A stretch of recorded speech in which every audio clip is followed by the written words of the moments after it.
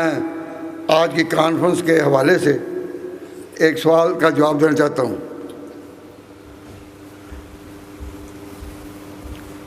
امام ابو حنیفہ وہ علم کے امام تھے یا نہیں؟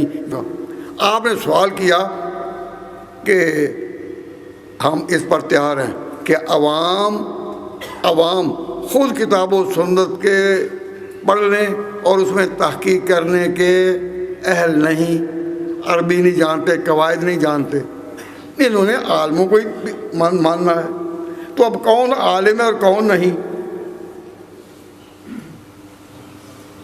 کون عالم ہے اور کون نہیں آپ پوچھتے ہیں، اور جواب میرے ذمہ میں مجھ سے پوچھا ہے تو میں ہی جواب دوں گا نا۔ تو میں ایک سادہ سا جواب دیتا ہوں کہ عالم وہ ہے جس کو دوسرے عالم مانے۔ عام عالموں میں یہ شہرت ہو کہ یہ عالم ہے۔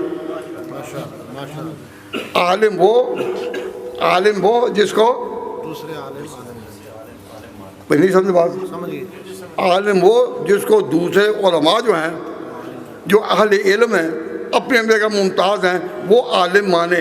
جس کو دوسرے عالم مانے وہ عالم، اس کو معلوم ہوا کہ علم کا وہ مقام ہے جو پہچانا جاتا ہے، جانا نہیں جاتا۔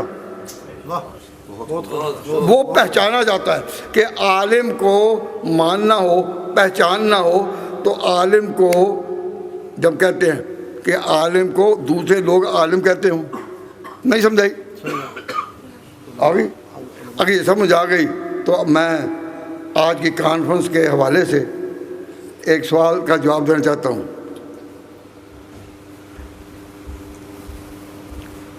امام ابو حنیفہ وہ علم کے امام تھے یا نہیں؟ یہ بات اگر پہچاننی ہو تو ان لوگوں سے پوچھیں جو اپنے وقت میں علم میں ممتاز تھے اور آفتاب و ماہتاب بن کر چمکے پوری دنیا میں۔ اگر انہوں نے کہا وہ امام ہے، اگر انہوں نے کہا وہ عالم ہے، اگر انہوں نے کہا وہ کتاب و سنت کو جاننے والا ہے، اگر انہوں نے کہا تو عالم ہے۔ میں اس میں اس طرح توجہ دلاؤں گا، چند علماء کے میں نام لیتا ہوں، چند علماء کے۔ علماء میں ایک نام ہے حافظ ابن حجر اسقلانی کا۔ حافظ ابن حجر اسقلانی علم کے حافظ تھے، بخاری شریف کے شارح ہیں فتح الباری کے، اور اپنے وقت کے وہ امام تھے۔ ان سے پہلے امام محی الدین نووی ایک علم کے بڑے امام گزرے ہیں۔ ان سے پہلے حافظ ابن عبد البر مالکی مذہب کے بڑے امام گزرے ہیں، بڑے امام ہیں یہ۔ اور پھر حافظ ابن تیمیہ رحمہ اللہ، حافظ ابن قیم، یہ علم کے امام گزرے ہیں۔ تو حافظ ابن تیمیہ، حافظ ابن قیم، امام نووی، حافظ ابن حجر اسقلانی اور ابن عبد البر مالکی اور حافظ ابن حمام، یہ بڑے عالم گزرے ہیں۔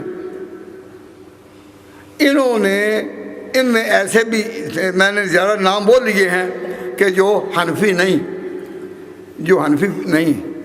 امام ابو حنیفہ کے پیرو نہیں۔